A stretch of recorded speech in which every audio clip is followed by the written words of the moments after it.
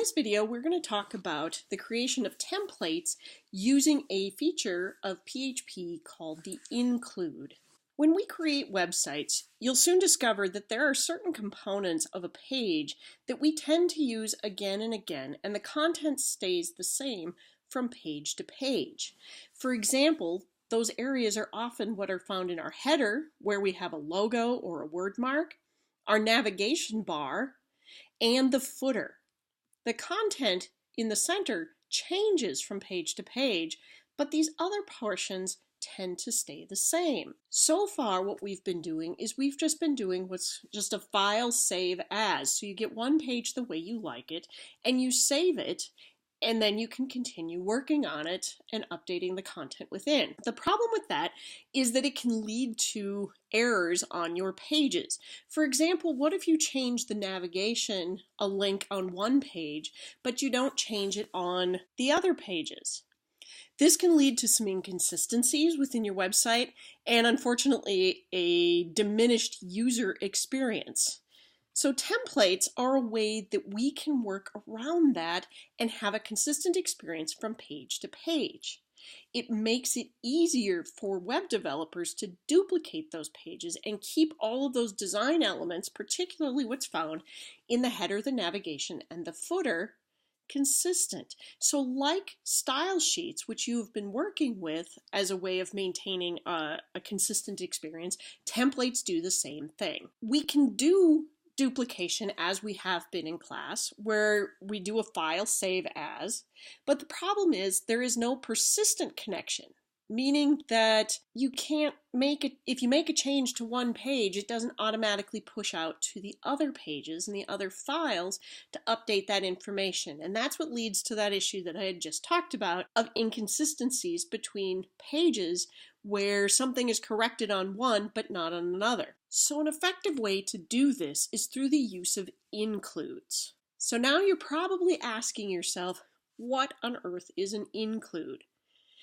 And why is it better than doing a file save as? An include is a command within the language of PHP, and it simply tells the web server to include a particular file that contains information. And we're going to go through how this gets done in detail. So what happens is you can create a separate file for your header, a separate file for your navigation, and a separate file for your footer. Then, using a PHP include within the main body content of the page that you are working on, you create what's referred to as a call or a command that says, hey, go get this file and put the information right here. So it would do that in each of those cases. The benefit of this is, if now I need to make a change, for example, in my navigation, what if I had a broken link, or what if I spelled something incorrectly?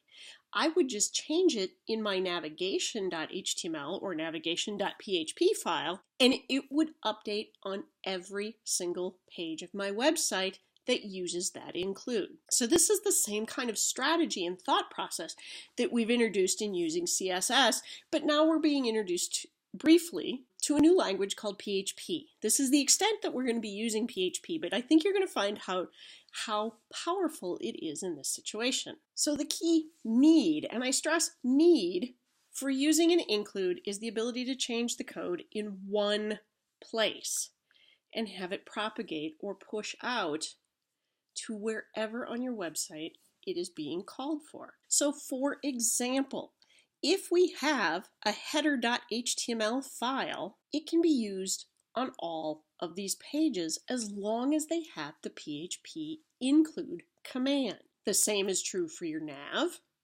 as well as the footer. The trick with includes, though, is it requires a PHP application server.